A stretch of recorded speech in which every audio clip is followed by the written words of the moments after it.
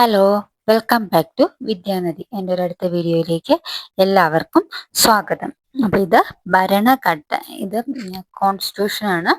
Indian ഭരണഘടന കോൺസ്റ്റിറ്റ്യൂഷനിലെ നമ്മുടെ സിലബസിലുള്ള Indian ഭരണഘടന അടിസ്ഥാന വിവരങ്ങൾ, ഒരു ബേസ്, നമ്മുടെ ഒരു കോൺസ്റ്റിറ്റ്യൂഷന്റെ ബേസ് എന്ന് വേണമെങ്കിൽ പറയാം. ബേസ് പാർട്ടാണ് ഞാൻ ഇതിലെടുക്കുന്നത്. ഭരണഘടനാ നിർമ്മാണ സഭ, അതിലേക്ക് കിടക്കാം. അപ്പൊ നമുക്ക് വീഡിയോയിലേക്ക് കിടക്കാം.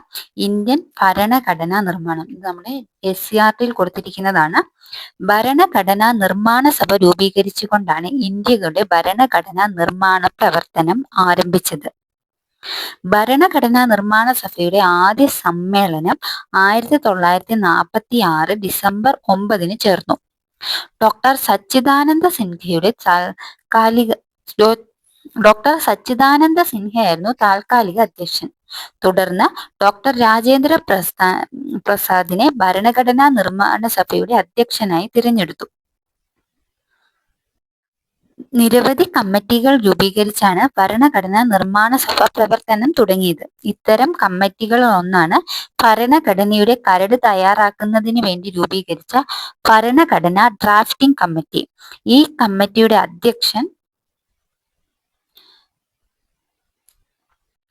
കമ്മിറ്റിയുടെ സ്ഥിര അധ്യക്ഷനായിരുന്നു ഡോക്ടർ രാജേന്ദ്ര പ്രസാദ്. അപ്പം ഭരണഘടനാ നിർമ്മാണ സഭ രൂപീകരിച്ചുകൊണ്ടാണ് ഇന്ത്യയുടെ ഭരണഘടന നിർമ്മാണ പ്രവർത്തനം ആരംഭിച്ചത്. ഇത് വളരെ ഇമ്പോർട്ടന്റ് ആണ്.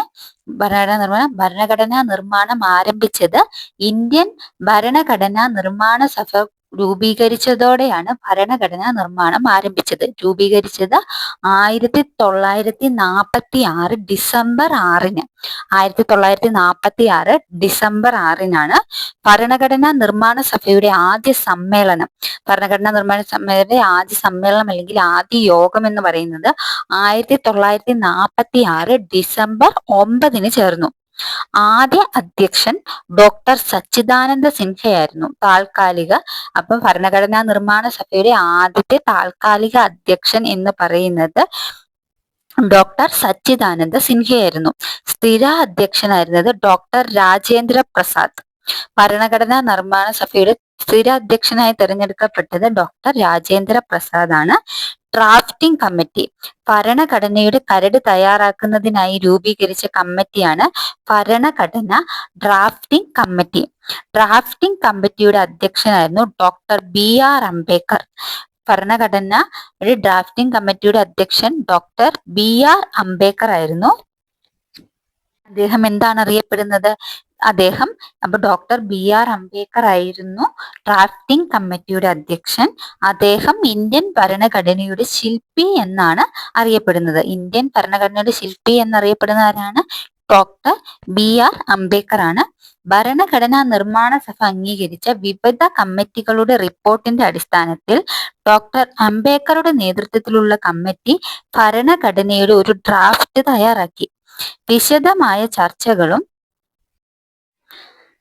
സംവാദങ്ങൾക്കും ശേഷം ഭരണഘടനാ നിർമ്മാണ സഭ 1949 നവംബർ 26-ന് ഭരണഘടനയ്ക്ക് അംഗീകാരം നൽകി. ഈ ദിനം ഭരണഘടനാ ദിനമായി ആചരിക്കുന്നു. എന്നാൽ ഭരണഘടന ഔദ്യോഗികമായി നിലവിൽ വന്നത് 1950 ജനുവരി 26-നാണ്. അന്ന് മുതൽ ഇന്ത്യ ഒരു പരമാധികാര ജനാധിപത്യ റിപ്പബ്ലിക് ആയി മാറി. അപ്പം ഭരണഘടന ആരംഭിച്ചത് 1946 ഡിസംബർ 6-നാണ്. ഭരണഘടനാ നിർമ്മാണ സഭയുടെ ആദ്യ സമ്മേളനം 1946 ഡിസംബർ 9-നായിരുന്നു. ഭരണഘടനാ നിർമ്മാണ സഭ 1949 നവംബർ 26-നാണ് ഭരണഘടന അംഗീകരിച്ചത്. ഭരണഘടനാ നിർമ്മാണ സഭ 1949 നവംബർ 26-ന് ഭരണഘടന അംഗീകരിച്ചു. ഈ ദിനം ഭരണഘടന കോൺസ്റ്റിറ്റ്യൂഷൻ ഡേ ആയി ആചരിക്കുന്നു. അപ്പൊ ഭരണഘടനാ ദിനം എന്നാണ് നവംബർ 26-ആണ് ഭരണഘടനാ ദിനം. ഭരണഘടന പ്രാബല്യത്തിൽ വന്നത് 1950 ജനുവരി 26-നാണ്. അപ്പൊ നമ്മുടെ റിപ്പബ്ലിക് ഡേ എന്നാണ് ജനുവരി 26-നാണ്. അത് ഭരണഘടന പ്രാബല്യത്തിൽ വന്നത് 1950 ജനുവരി 26-നാണ്. ഭരണഘടന പ്രാബല്യത്തിൽ വന്നപ്പോൾ ഇന്ത്യ ഒരു പരമാധികാര ജനാധിപത്യ റിപ്പബ്ലിക്കായി മാറി. ഭരണഘടന പ്രാബല്യത്തിൽ വന്നപ്പോൾ ഇന്ത്യ ഒരു പരമാധികാര ജനാധിപത്യ റിപ്പബ്ലിക്കായി മാറി. ഞാൻ വീണ്ടും പറയുന്നു, ഡേറ്റ് ഒന്നും മാറിപ്പോകരുത്. ഇന്ത്യൻ ഭരണഘടനാ നിർമ്മാണ സഭ രൂപീകരിച്ച ഭരണഘടനാ നിർമ്മാണം ആരംഭിച്ചത് 1946 ഡിസംബർ 6-ന്. ഭരണഘടനാ നിർമ്മാണ സഭയുടെ ആദ്യ യോഗം 1946 ഡിസംബർ 9-ന്. ഭരണഘടനാ നിർമ്മാണ സഭ 1949 നവംബർ 26-ന് ഭരണഘടന അംഗീകരിച്ചു. ഭരണഘടനാ ദിനമായിട്ട് നമ്മൾ നവംബർ 26 ആചരിക്കുന്നു. ഭരണഘടന പ്രാബല്യത്തിൽ വന്നത് 1950 ജനുവരി 26-ന്. ഭരണഘടന പ്രാബല്യത്തിൽ വന്നപ്പോൾ ഇന്ത്യ ഒരു പരമാധികാര ജനാധിപത്യ റിപ്പബ്ലിക്കായി മാറി. ഇന്ത്യക്ക് ഒരു ഭരണഘടന തയ്യാറാക്കാനുള്ള ആദ്യ ഔദ്യോഗിക ശ്രമമായിരുന്നു ഇന്ത്യൻ ഭരണഘടനാ ബില്ല് 1895.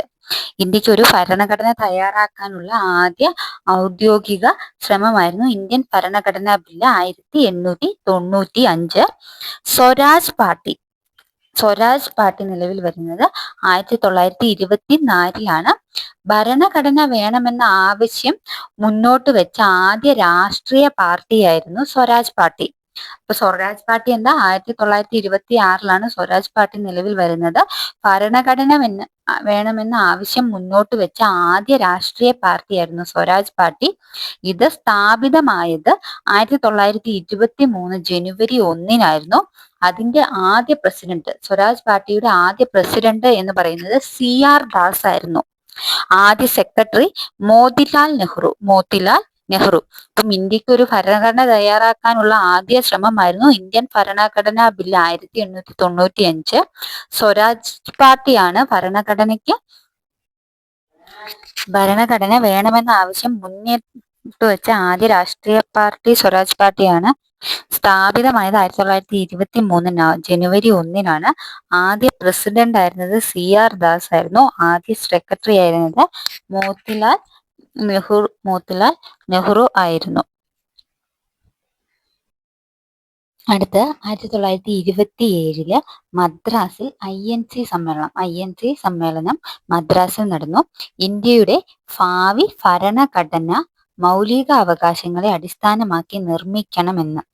1920 മദ്രാസിൽ INC സമ്മേളനം നടന്നു. ഇന്ത്യയുടെ ഭാവി ഭരണഘടന മൗലിക അവകാശങ്ങളെ അടിസ്ഥാനമാക്കിയായിരിക്കണം നിർമ്മിക്കണമെന്ന് തീരുമാനമെടുത്ത സമ്മേളനമാണ് INC സമ്മേളനം. 1927 മദ്രാസിൽ വെച്ച് നടന്ന INC സമ്മേളനമാണ് ഇത് തീരുമാനിച്ചെന്ന് ഇന്ത്യയുടെ ഭാവി ഭരണഘടന മൗലിക അവകാശങ്ങളെ അടിസ്ഥാനമാക്കി നിർമ്മിക്കണം.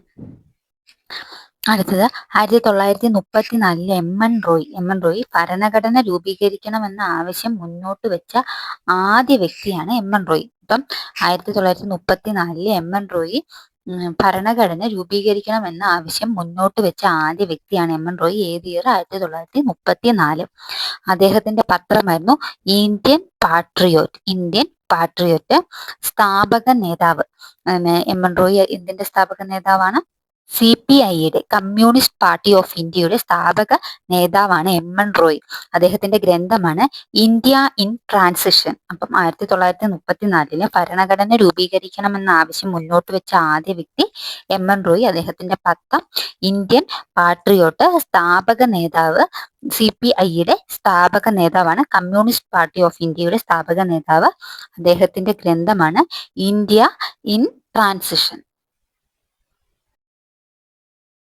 ഭരണഘടനാ നിർമ്മാണ സഭ വേണമെന്ന ആവശ്യം ഔദ്യോഗികമായി ആവശ്യപ്പെട്ട INC സമ്മേളനം ബോംബെയിൽ വെച്ച് നടന്ന 1934 തന്നെ ബോംബെയിൽ വെച്ച് നടന്ന INC സമ്മേളനമാണ്. ഭരണഘടനാ നിർമ്മാണ സഭ വേണമെന്ന ആവശ്യം ഔദ്യോഗികമായി ആവശ്യപ്പെട്ട INC സമ്മേളനം. അതിന്റെ അധ്യക്ഷനായിരുന്നത് ഡോക്ടർ രാജേന്ദ്ര പ്രസാദ് ആയിരുന്നു. ആരാണ്? ഡോക്ടർ രാജേന്ദ്ര പ്രസാദ് ആയിരുന്നു. ഭരണഘടനാ നിർമ്മാണ സഭ വേണമെന്ന ആവശ്യം ഔദ്യോഗികമായി പാസാക്കിയ INC സമ്മേളനം 1936 ഫൈസാപൂർ. ശരിക്കും 1937 പക്ഷേ PSCയിൽ മിക്കവാറും 1936 ചോദിച്ചു കണ്ടിരിക്കുന്നത്. ഇതിൽ ഏതാ ഓപ്ഷൻ ഉള്ളതെന്ന് നോക്കി നിങ്ങൾ മാർക്ക് ചെയ്തോളുക. ഈ രണ്ടും ഉണ്ടെങ്കിൽ ക്യാൻസൽ ആയി പൊക്കോളും. 1936 മാർക്ക് ചെയ്താൽ മതി, രണ്ടും ഉണ്ടെങ്കിൽ. ഭരണഘടനാ നിർമ്മാണ സഭ വേണമെന്ന ആവശ്യം ഔദ്യോഗികമായി ആവശ്യപ്പെട്ട INC സമ്മേളനം ബോംബെയിൽ വെച്ച് നടന്ന INC സമ്മേളനം 1936. അതിന്റെ അധ്യക്ഷൻ ഡോക്ടർ രാജേന്ദ്ര പ്രസാദ് ആയിരുന്നു. ഡോക്ടർ നിർമ്മാണ സഭ വേണമെന്ന ആവശ്യം ഔദ്യോഗികമായി പാസാക്കിയ INC സമ്മേളനം ഫൈസാപൂർ സമ്മേളനമാണ് 1936. 37 കണ്ടാലും ശരിയാണ്, 37 ശരിക്കും നടന്നത്.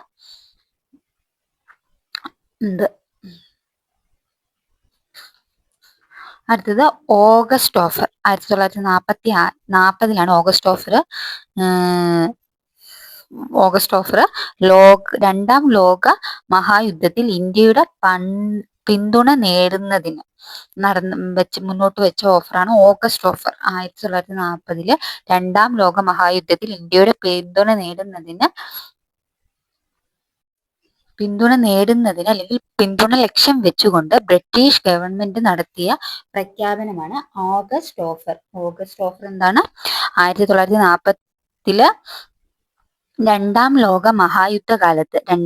മഹായുദ്ധകാലത്ത് ബ്രിട്ടീഷുകാരുടെ പിന്തുണ ലക്ഷ്യം വെച്ചുകൊണ്ട് ബ്രിട്ടീഷ് ഗവൺമെന്റ് നടത്തിയ പ്രഖ്യാപനമാണ് ഓഗസ്റ്റ് ഓഫർ എന്ന് പറയുന്നത്. ഓഗസ്റ്റ് ഓഫർ പ്രഖ്യാപിച്ചത് 1940 ഓഗസ്റ്റ് 8 ഓഗസ്റ്റ് ഓഫർ പ്രഖ്യാപിച്ച തീയതി എന്ന് പറയുന്നത് 1940 ഓഗസ്റ്റ് 8. അന്നത്തെ വൈസ്രോയി ആയിരുന്നു ലിൻലിത്കോ പ്രഭു ആയിരുന്നു വൈസ്രോയി. പുതിയ ഭരണഘടന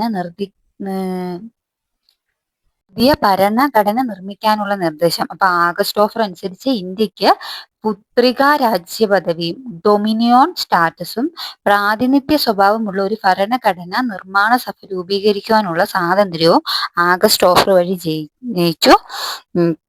അപ്പൊ പുതിയ ഭരണഘടന നിർമ്മിക്കാനുള്ള നിർദ്ദേശവും ഇന്ത്യക്ക് പുതിയ രാഷ്ട്രമെന്ന പദവി നൽകാമെന്നതുമായിരുന്നു ഓഗസ്റ്റ് ഓഫർ. അപ്പൊ രണ്ടാം ലോക മഹായുദ്ധത്തിൽ ഇന്ത്യയുടെ പിന്തുണ നേടുന്നതിന് ബ്രിട്ടീഷ് ഗവൺമെന്റ് നടത്തിയ പ്രഖ്യാപനമാണ് ഓഗസ്റ്റ് ഓഫർ. നടന്നത് 1940 ഓഗസ്റ്റ് 8 പ്രഖ്യാപനം. വൈസ്രോയി ആയിരുന്നത് ലിൻലിത്കോ. പുതിയ ഭരണഘടന നിർമ്മിക്കാനുള്ള നിർദ്ദേശവും ഇന്ത്യക്ക് പുതിയ രാഷ്ട്രം എന്ന പദവി നൽകാമെന്നതുമായിരുന്നു ആഗസ്റ്റ് ഓഫർ. അപ്പോൾ അടുത്താണ് ക്രിപ്സ് മിഷൻ. രണ്ടാം ലോക മഹായുദ്ധത്തിൽ ഇന്ത്യയുടെ പിന്തുണ നേടാൻ ബ്രിട്ടീഷ് ഗവൺമെന്റ് നിയമിച്ച കമ്മിറ്റിയാണ് ക്രിപ്സ് മിഷൻ. രണ്ടാം ലോക മഹായുദ്ധം ബ്രിട്ടീഷ് സർക്കാർ ഇന്ത്യയിലേക്ക് അയച്ച ദൗത്യം അഥവാ പിന്തുണ നേടാൻ ബ്രിട്ടീഷ് ഗവൺമെന്റ് നിയമിച്ച കമ്മിറ്റി ഇതാണ് ക്രിപ്സ് മിഷൻ എന്ന് പറയുന്നത്. ക്രിപ്സ് മിഷന്റെ ചെയർമാൻ ആയിരുന്നത് സർ സ്റ്റാഫോർഡ് ക്രിപ്സ് ആയിരുന്നു. ക്രിപ്സ് മിഷൻ നടന്ന വർഷം തീയതി എന്ന് പറയുന്നത് 1942 മാർച്ച് 22. മാർച്ച് വളരെ ഇമ്പോർട്ടന്റ് ആണ്, ഒരുപാട് തവണ ചോദിച്ചിട്ടുണ്ട്. ഇപ്പൊ ക്രിസ്മസ് നിലവിൽ നടത്തിയത് ക്രിപ്സ് മിഷൻ എന്നായിരുന്നു 1942 മാർച്ച് 22. അന്നത്തെ ബ്രിട്ടീഷ് പ്രധാനമന്ത്രിയായിരുന്നു വിൻസ്റ്റൺ ചർച്ചിൽ. അന്നത്തെ വൈസ്രോയി ലിൻലിത്കോ. ക്രിപ്സ് മിഷന്റെ ഉദ്ദേശം എന്ന് പറയുന്നത് ഇന്ത്യയുടെ സഹകരണം ഉറപ്പാക്കാൻ യുദ്ധാനന്തര ഭരണഘടനാ പദ്ധതികൾ നിർദ്ദേശിക്കുക. അപ്പം രണ്ടാം മഹായുദ്ധാനന്തരം ഇന്ത്യക്ക് പുത്രികാ രാജ്യപദവി നൽകുമെന്നും ഇന്ത്യക്കാരുടെ നേതൃത്വത്തിൽ ഒരു ഭരണഘടന നിർമ്മാണ സഭ രൂപീകരിക്കാമെന്നും ക്രിപ്സ് മിഷൻ വാഗ്ദാനം ചെയ്തു. തകർന്നുകൊണ്ടിരിക്കുന്ന ബാങ്കിന്റെ തീയതിക്കിട്ട ചെക്ക് എന്ന് ഗാന്ധിജി വിശേഷിപ്പിച്ചത് ക്രിപ്സ് മിഷനെയാണ്. ഗാന്ധിജിയുടെ പ്രതികരണം ഇങ്ങനെയായിരുന്നു: തകർന്നുകൊണ്ടിരിക്കുന്ന ബാങ്കിന്റെ കാലഹരണപ്പെട്ട ചെക്ക് എന്നായിരുന്നു ഗാന്ധിജി ഇതിനെ പ്രഖ്യാപിച്ചത്. അപ്പം ക്രിപ്സ് മിഷൻ 1942 മാർച്ച് 22 രണ്ടാം ലോക മഹായുദ്ധത്തെ ബ്രിട്ടീഷ് സർക്കാർ ഇന്ത്യയിലേക്ക് അയച്ച ദൗത്യം അല്ലെങ്കിൽ ഇന്ത്യയിൽ പിന്തുണ നേടാൻ നിയമിച്ച കമ്മിറ്റിയാണ് ക്രിപ്സ് മിഷൻ. അതിന്റെ തലവനായിരുന്നത് സർ സ്റ്റാഫോർഡ് ക്രിപ്സ് ആയിരുന്നു. അന്നത്തെ ബ്രിട്ടീഷ് പ്രധാനമന്ത്രി വിൻസ്റ്റൺ ചർച്ചിൽ ആയിരുന്നു. ഉദ്ദേശം ഇന്ത്യയുടെ സഹകരണം ഉറപ്പാക്കാൻ യുദ്ധാനന്തര ഭരണഘടന പദ്ധതികൾ നിർദ്ദേശിക്കുക. ഗാന്ധിജിയുടെ പ്രതികരണം അതിനിങ്ങനെയായിരുന്നു: തകർന്നുകൊണ്ടിരിക്കുന്ന ബാങ്കിന്റെ കാലഹരണപ്പെട്ട ചെക്ക് എന്ന് പ്രഖ്യാപിച്ചു.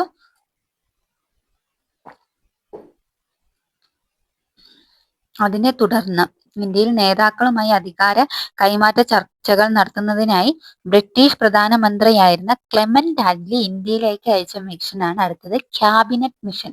ബ്രിട്ടീഷ് ക്യാബിനറ്റ് കമ്മിറ്റി 1946 മിഷനായിരുന്നു ക്യാബിനറ്റ് മിഷൻ. ഇന്ത്യക്ക് സ്വാതന്ത്ര്യം നൽകാനുള്ള മാർഗരേഖ തയ്യാറാക്കുകയും ഭരണഘടനാ സഭ രൂപീകരിക്കുന്നതിനെ കുറിച്ച് തീരുമാനം എടുക്കുകയും ചെയ്യുക എന്നുള്ളതായിരുന്നു ഉദ്ദേശം. അപ്പം ഇന്ത്യൻ നേതാക്കളുമായി അധികാര കൈമാറ്റ ചർച്ചകൾ നടത്തുന്നതിനായി ബ്രിട്ടീഷ് പ്രധാനമന്ത്രിയായിരുന്ന ആര്? ക്ലെമന്റ് ആറ്റ്ലി ഇന്ത്യയിലേക്ക് അയച്ച മിഷനാണ് ക്യാബിനറ്റ് മിഷൻ. തീയതി 1946 മാർച്ച് 24. വൈസ്രോയി ലോർഡ് വേവൽ ആയിരുന്നു. ആരായിരുന്നു? ലോർഡ് വേവൽ പ്രഭു ആയിരുന്നു വൈസ്രോയി. അതിന്റെ അംഗങ്ങൾ, ക്യാബിനറ്റ് മിഷന്റെ അംഗങ്ങൾ Pethick Lawrence, AV Alexander, Stafford Cripps എന്നിവരായിരുന്നു. അതിൽ 3 അംഗങ്ങളായിരുന്നു ഉണ്ടായിരുന്നത്. ക്യാബിനറ്റ് മിഷനിലെ അംഗങ്ങൾ Pethick Lawrence, Stafford Cripps, AV Alexander എന്നായിരുന്നു. ക്യാബിനറ്റ് മിഷന്റെ ചെയർമാൻ ആയിരുന്നത് പെത്വിക് ലോറൻസ് ആയിരുന്നു. ക്യാബിനറ്റ് മിഷന്റെ ചെയർമാൻ ആയിരുന്നത് പെത്വിക് ലോറൻസ് ആണ്. ക്യാബിനറ്റ് മിഷൻ റിപ്പോർട്ട് അവതരിപ്പിച്ചത് 1946 മെയ് 16 മെയ് ആയിരുന്നു. നിലവിൽ വന്നതാണ് 1946 മാർച്ച് 24. അപ്പൊ ക്യാബിനറ്റ് മിഷൻ തീയതി, നിലവിൽ വന്ന തീയതി 1946 മാർച്ച് 24 ക്യാബിനറ്റ് മിഷൻ റിപ്പോർട്ട് പ്രസിദ്ധീകരിച്ചത് 1946 മെയ് 16. അത് ഓർക്കുക, കമ്മീഷൻ പ്രസിദ്ധീകരിച്ചത് 1946 മെയ് 16 അന്നത്തെ വൈസ്രോയി ആയിരുന്നു? ലോർഡ് വേവൽ ആയിരുന്നു. ഇതിന്റെ ഉദ്ദേശം എന്ന് പറയുന്നത് ഇന്ത്യൻ നേതാക്കളുമായി അധികാര കൈമാറ്റ ചർച്ചകൾ നടത്തുന്നതിനായി ബ്രിട്ടീഷ് പ്രധാനമന്ത്രിയായിരുന്ന ക്ലെമന്റ് ആറ്റ്ലി ഇന്ത്യയിലേക്ക് അയച്ച മിഷനാണ് ക്യാബിനറ്റ് മിഷൻ. ഇതിന്റെ അംഗങ്ങളായിരുന്നത് പെത്വിക് ലോറൻസും AV അലക്സാണ്ടറും സ്റ്റാഫോർഡ് ക്രിപ്സും ആയിരുന്നു. ക്യാബിനറ്റ് മിഷൻ ഇന്ത്യയിലെത്തിയ വർഷമാണ് 1946 മാർച്ച് 23. ക്യാബിനറ്റ് മിഷൻ 1946 മാർച്ച് 23 കറാച്ചിയിലും തുടർന്ന് മാർച്ച് 24 ഡൽഹിയിലും എത്തി. അതായിരുന്നു ഇതിൽ പറയുന്നത്.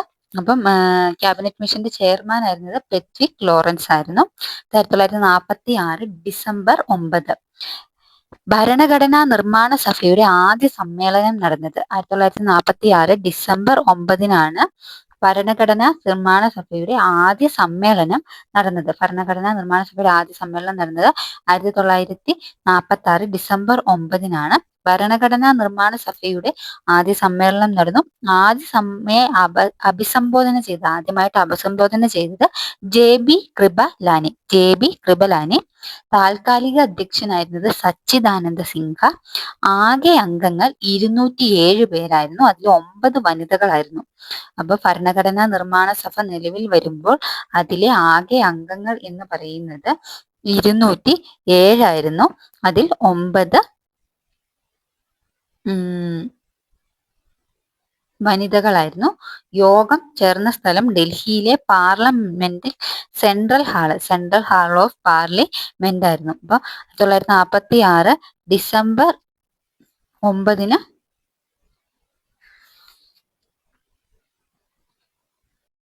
ഭരണഘടനാ നിർമ്മാണ സഭയുടെ ആദ്യ സമ്മേളനം നടന്നു. ആദ്യമായി അഭിസംബോധന ചെയ്തത് JB കൃപലാനിനെ. താൽക്കാലിക അധ്യക്ഷൻ സച്ചിദാനന്ദ സിൻഹയായിരുന്നു. ആകെ അംഗങ്ങൾ 207 ആയിരുന്നു. അതിൽ 9 വനിതകളായിരുന്നു. യോഗസ്ഥലം ഡൽഹിയിലെ പാർലമെന്റിലെ സെൻട്രൽ ഹാൾ ആയിരുന്നു.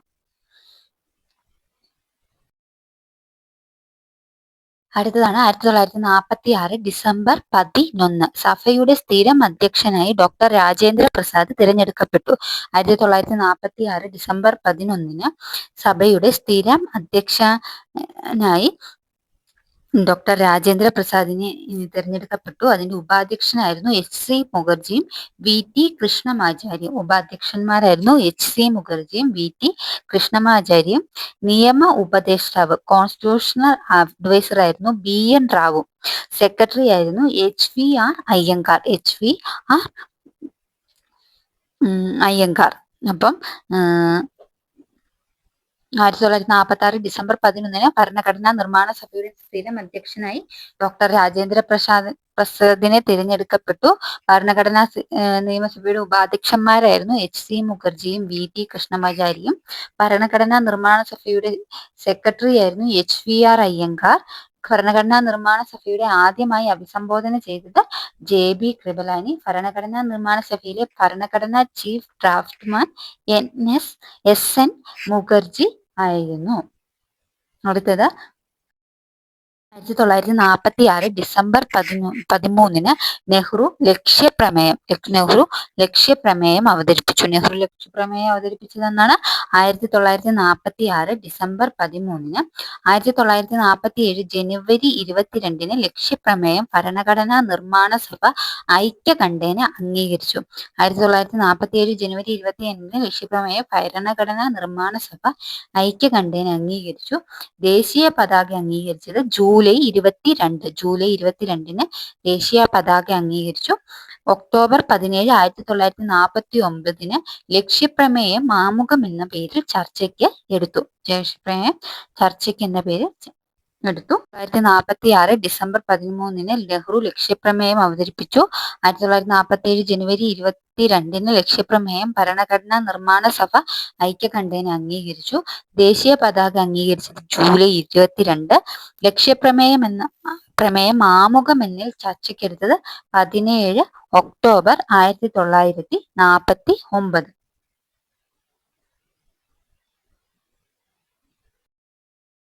അപ്പോൾ ഭരണഘടന തയ്യാറാക്കുന്നതിനായി ഒരു ഭരണഘടനാ നിർമ്മാണ സഭ രൂപീകരിക്കണമെന്ന ആവശ്യം മുന്നോട്ട് വെച്ച രാഷ്ട്രീയ പാർട്ടിയായിരുന്നു സ്വരാജ് പാർട്ടി. 1934 സ്വരാജ് പാർട്ടി. ഇന്ത്യക്ക് സ്വന്തമായി ഒരു ഭരണഘടന എന്ന ആശയം ആദ്യമായി മുന്നോട്ട് വെച്ച വ്യക്തിയായിരുന്നു MN റോയ്. ഇന്ത്യൻ പാട്രിയോട്ട് എന്ന പത്രത്തിലൂടെയാണ് ഇന്ത്യക്ക് സ്വന്തമായി ഒരു ഭരണഘടന എന്ന ആശയം മുന്നോട്ട് വെച്ചത് MN റോയ്. ഇതൊക്കെ ഞാൻ ഓൾറെഡി പറഞ്ഞതാണ്. പിന്നെ ഇതൊക്കെ പ്രീവിയസ് ക്വസ്റ്റ്യൻസ് ആണ്, അതുകൊണ്ട് പറയുന്നതാണ്. ഭരണഘടനാ നിർമ്മാണ സഭ എന്ന ആശയം ആദ്യമായി മുന്നോട്ട് വെച്ചത് INC സമ്മേളനം 1935 ബോംബെ സമ്മേളനമാണ്. അതിൽ കൊടുത്തിരിക്കുന്നത് 1934 34-35 വന്നു കഴിഞ്ഞാൽ നിങ്ങൾ 30 ആയി പൊക്കോളും. നിങ്ങൾ 34-5 കറുപ്പിച്ചോട്ടോ. ഭരണഘടനാ നിർമ്മാണ സഭ എന്ന ആശയം ഔദ്യോഗികമായി മുന്നോട്ട് വെച്ച സമ്മേളനമാണ് ബൈസാപൂർ സമ്മേളനം 1937. ഓപ്ഷനിൽ 1936 ഉണ്ടെങ്കിൽ നിങ്ങൾ അത് കറുപ്പിച്ചാൽ മതിയാകും. 1946 ഡിസംബറിനും 1949 നവംബറിനും ഇടയ്ക്ക് പ്രവർത്തിച്ച ഭരണഘടനാ നിർമ്മാണ സഭയാണ് ഇന്ത്യൻ ഭരണഘടന ഔപചാരികമായി തയ്യാറാക്കിയത്. എങ്കിലും ഇന്ത്യൻ സമൂഹത്തിലെ വിവിധ വിഭാഗം ജനങ്ങളെ ഒത്തൊരുമിച്ച് കൊണ്ടുപോകുന്നതിന് അസാമാന്യ കഴിവ് പ്രകടിപ്പിച്ച ദേശീയ പ്രസ്ഥാനത്തിന്റെ ദീർഘമായ ചരിത്രത്തെ അത് ഉൾക്കൊള്ളുന്നു. പൊതു സമ്മതരായ നേതാക്കൾ ചേർന്നാണ് ഭരണഘടന തയ്യാറാക്കിയത് എന്നുകൊണ്ട് തന്നെ വലിയ പൊതു സമ്മതി അതിന് ലഭിക്കുകയുണ്ടായി. സമൂഹത്തിലെ വിവിധ വിഭാഗങ്ങളുടെ ആദരവ് നേടാൻ കഴിഞ്ഞവരും വ്യക്തിപരമായ അധികാര താല്പര്യങ്ങളുള്ള ഉപകരണമല്ല ഭരണഘടന ജനങ്ങളെ ബോധ്യപ്പെടുത്താൻ കഴിഞ്ഞവരുമാണ് ഭരണഘടന തയ്യാറാക്കിയത്. അതുകൊണ്ട് തന്നെ ഈ ഭരണഘടന പൊതുവായി രൂപപ്പെടുത്തിയ ദേശീയ അഭിപ്രായ സമന്വയത്തെ പ്രതിഫലിപ്പിച്ചു. 1935 ഗവൺമെന്റ് ഓഫ് ഇന്ത്യ ആക്ടിലൂടെ സ്ഥാപിക്കപ്പെട്ട പ്രവിശ്യ നിയമനിർമ്മാണ സഭകളിലെ അംഗങ്ങൾ പരോക്ഷ തെരഞ്ഞെടുപ്പിലൂടെയാണ് ഭരണഘടനാ നിർമ്മാണ സഭയിലെ അംഗങ്ങളെ തെരഞ്ഞെടുക്കുന്നത്. ക്യാബിനറ്റ് മിഷൻ എന്നറിയപ്പെട്ട ബ്രിട്ടീഷ് ക്യാബിനറ്റ് കമ്മിറ്റി നിർദ്ദേശിച്ച രൂപരേഖ അടിസ്ഥാനമാക്കിയാണ് ഭരണഘടനാ നിർമ്മാണ സഭ രൂപീകരിച്ചത്. ഇതനുസരിച്ച് ജനസംഖ്യാനുപാതികമായി ഓരോ പ്രവിശ്യയ്ക്കും ഓരോ നാട്ടുരാജ്യത്തിനും അല്ലെങ്കിൽ രാജ്യങ്ങളുടെ കൂട്ടത്തിനും സീറ്റുകൾ അനുവദിക്കുകയുണ്ടായി.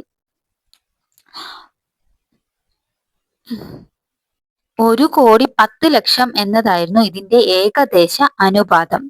ഓരോ പ്രവിശ്യയിലും സീറ്റുകൾ അവരവരുടെ ജനസംഖ്യാപാതത്തിനനുസരിച്ച് മുസ്ലിങ്ങൾ, സിഖുകാർ, പൊതുവിഭാഗം എന്നിങ്ങനെ 3 മുഖ്യ വിഭാഗങ്ങൾക്കിടയിൽ വീതിച്ചു നൽകി. ആനുപാതിക പ്രാതിനിധ്യ വ്യവസ്ഥയിലെ കൈമാറ്റ സമ്പ്രദായമനുസരിച്ച് സിംഗിൾ ട്രാൻസ്ഫറബിൾ വോട്ട് സിസ്റ്റം പ്രവിശ്യ നിയമനിർമ്മാണ സഭയിലെ ഓരോ സമുദായത്തിലും പെട്ട അംഗങ്ങൾ അവരുടെ പ്രതിനിധികളെ തെരഞ്ഞെടുത്തു. നാട്ടുരാജ്യങ്ങളിൽ നിന്നുള്ള പ്രതിനിധികളെ കൂടിയാലോചനയിലൂടെ നിശ്ചയിക്കുവാനും തീരുമാനിച്ചു. ജനസംഖ്യ അടിസ്ഥാനത്തിലാണ് സീറ്റുകൾ വിഭജിച്ചത്. 1,10,00,000 എന്നതായിരുന്നു അതുമതം. 10,00,000 ആളുകൾക്ക് ഒരു സീറ്റ്, അതായിരുന്നു കണക്ക്. അനുപാതം 10,00,000 സീറ്റുകൾ മുസ്ലിം, സിഖ്, ജനറൽ എന്നിങ്ങനെ ജനസംഖ്യയ്ക്ക് ആനുപാതികമായി വീതിച്ചു നൽകി. Hindu, Muslim, Sikh, Parsi, Anglo Indian, SC and ST, വനിത, ഇതായിരുന്നു category.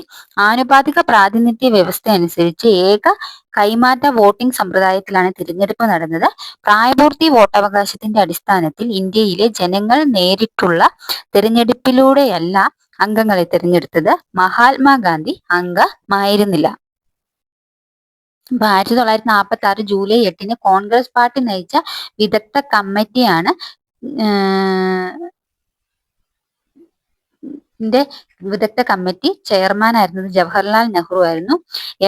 M Asaf Ali, KM Munshi, N Gopalaswami Ayyangar, KT Shah, doctor Gadgil, Dhananjaya Ramachandra Gadgil, Humayun Kabir, K Santhanam എന്നിവരാണ് ഇത് കമ്മിറ്റിയുടെ അംഗങ്ങളായിരുന്നത്. ഇന്ന് കാണുന്ന ഭരണഘടനയിലേക്കുള്ള വഴിയിലേക്ക് ഇന്ത്യയെ നയിച്ചത് ഈ വിദഗ്ധ സമിതിയാണെന്ന് അഭിപ്രായപ്പെട്ടത് ഗ്രാൻ വില്ലെ ഓസ്റ്റിൻ ആയിരുന്നു. ഭരണഘടനാ നിർമ്മാണ സഭ നിലവിൽ വന്നത് 1946 ഡിസംബർ 6 ക്യാബിനറ്റ് മിഷന്റെ നിർദ്ദേശാനുസരണം. ഭരണഘടനാ നിർമ്മാണ സഭയുടെ ചിഹ്നത്തിൽ ആലേഖനം ചെയ്തിരിക്കുന്ന ചിത്രങ്ങളാണ് ആന, ബ്രിട്ടീഷ് ഇന്ത്യയുടെ ഭൂപടം, കോൺസ്റ്റിറ്റ്യൂന്റ് അസംബ്ലി ഇന്ത്യ, അതിന്റെ ഇതിൽ ആലേഖനം, ആ ചിത്രമാണ് കൊടുത്തിരിക്കുന്നത്. അപ്പൊ ഭരണഘടനാ നിർമ്മാണ സഭയുടെ ചിഹ്നത്തിൽ ആലേഖനം ചെയ്ത ചിത്രം ആനയും ബ്രിട്ടീഷ് ഇന്ത്യയുടെ ഭൂപടവും. ഭരണഘടനാ നിർമ്മാണ സമിതി ആദ്യ സമ്മേളനം നടന്നത് 1946 ഡിസംബർ 9 പാർലമെന്റ് മന്ദിരത്തിന്റെ സെൻട്രൽ ഹാളിൽ തിങ്കളാഴ്ച രാവിലെ 11 മണിക്ക്. ഭരണഘടനാ നിർമ്മാണ സഭയുടെ ആദ്യ സമ്മേളനം അവസാനിപ്പിച്ചത് 1946 ഡിസംബർ 23. ഭരണഘടനാ നിർമ്മാണ സഭയുടെ ആദ്യ സമ്മേളനത്തിൽ പങ്കെടുത്ത ആകെ വ്യക്തികൾ 207 ആയിരുന്നു. അതിലെ ആദ്യ സമ്മേളനത്തിൽ പങ്കെടുത്ത വനിതകൾ 9 ആയിരുന്നു. ഭരണഘടനാ നിർമ്മാണ സഭയെ ആദ്യം അഭിസംബോധന ചെയ്ത വ്യക്തി ആചാര്യ JB കൃപലാനിയാണ്. ഭരണഘടനാ നിർമ്മാണ സഭയുടെ താൽക്കാലിക അധ്യക്ഷനായിരുന്നത് സച്ചിദാനന്ദ സിൻഹ. ആദ്യ സമ്മേളനത്തിൽ സഭയിലെ ഏറ്റവും പ്രായം കൂടിയ വ്യക്തിയെ താൽക്കാലിക അധ്യക്ഷനായി നിയമിക്കുകയായിരുന്നു. ഭരണഘടനാ നിർമ്മാണ സഭയുടെ സ്ഥിര അധ്യക്ഷനായി തിരഞ്ഞെടുത്തത് ഡോക്ടർ രാജേന്ദ്ര പ്രസാദ്.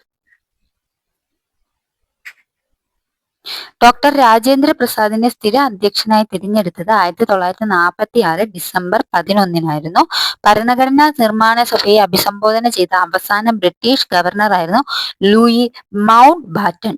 ഭരണഘടനാ നിർമ്മാണ സഭയുടെ ഉപാധ്യക്ഷന്മാരായിരുന്നു HC മുഖർജിയും PT കൃഷ്ണമാചാരിയും. PSCയുടെ ആൻസർ 1946 ജനുവരി 25, 1946 ഡിസംബർ 11 PSCയുടെ ആൻസർ. കൃഷ്ണമാചാരി ഉപാധ്യക്ഷന്മാർ 1947 ജൂലൈ 16. ഭരണഘടനാ നിർമ്മാണ സഭയുടെ സെക്രട്ടറി ആയിരുന്നത് HVR അയ്യങ്കാർ ആയിരുന്നു.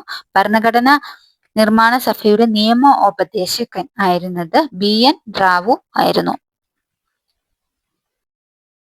ക്യാബിനറ്റ് മിഷൻ തീരുമാനപ്രകാരം ഭരണഘടനാ നിർമ്മാണ സഭയുടെ ആകെ അംഗസംഖ്യ എന്ന് പറയുന്നത് വിഭജനത്തിന് മുന്നേ 389 ആയിരുന്നു. ബ്രിട്ടീഷ് ഇന്ത്യയിലെ ഗവർണർ പ്രവിശ്യകളിൽ നിന്ന് 292 പേർ, ഇന്ത്യൻ നാട്ടുരാജ്യങ്ങളിൽ നിന്ന് 93, ചീഫ് കമ്മീഷണറുടെ പ്രവിശ്യകളിൽ നിന്ന് 4 പേര്. അപ്പൊ ഇന്ത്യ വിഭജനത്തെ തുടർന്ന് അംഗങ്ങളുടെ എണ്ണം 299 കുറഞ്ഞു. അതെങ്ങനെയാന്ന് ചോദിച്ചാൽ ബ്രിട്ടീഷ് ഇന്ത്യയിലെ ഗവർണർ പ്രവിശ്യകളിൽ നിന്ന് 229, ഇന്ത്യൻ നാട്ടുരാജ്യങ്ങളിൽ നിന്നും 70. അപ്പൊ ക്യാബിനറ്റ് മിഷൻ തീരുമാനപ്രകാരം ഭരണഘടനാ നിർമ്മാണ സഭയുടെ ആകെ അംഗസംഖ്യ 389. വിഭജനത്തിന് മുൻപ് ബ്രിട്ടീഷ് ഇന്ത്യയിലെ ഗവർണർ പ്രവിശ്യകളിൽ 292 പേർ, ഇന്ത്യൻ നാട്ടുരാജ്യങ്ങളിൽ നിന്ന് 93 പേരും, ചീഫ് കമ്മീഷണറുടെ പ്രവിശ്യകളിൽ നിന്ന് 4 പേരും. ഇന്ത്യ വിഭജനത്തെ തുടർന്ന് എണ്ണം 299 കുറഞ്ഞു. ബ്രിട്ടീഷ് ഇന്ത്യയിലെ ഗവർണർ പ്രവിശ്യകളിൽ നിന്ന് 229, നാട്ടുരാജ്യങ്ങളിൽ നിന്നും 70. അപ്പൊ ഇത്രയാണ് ഭരണഘടനാ നിർമ്മാണ സഭയുടെ ബേസിക് ഫാക്ട് ആയിട്ട് പറയുന്നത്. ഇനി വരുന്നത് പട്ടികകൾ, അങ്ങനെയുള്ള സംഭവങ്ങൾ കുറേ ഉണ്ട്, കടമെടുത്തതൊക്കെ. അത് നമുക്ക് അടുത്ത ക്ലാസ്സിൽ നോക്കാം. എൻ്റെ ക്ലാസ് ഇഷ്ടപ്പെടുന്നുണ്ടെങ്കിൽ അതിന് വ്യക്തമായിട്ടൊരു കമന്റ് പറയണേ. ഞാൻ ഇത്രയും കഷ്ടപ്പെട്ടിരുന്ന് ചെയ്തിട്ട് ആരും ഒരു അഭിപ്രായം പറയുന്നില്ല, ഇഷ്ടമാവുന്നുണ്ടോ എന്ന് പോലും പറയുന്നില്ല. അപ്പൊ താങ്ക് യു ഓൾ.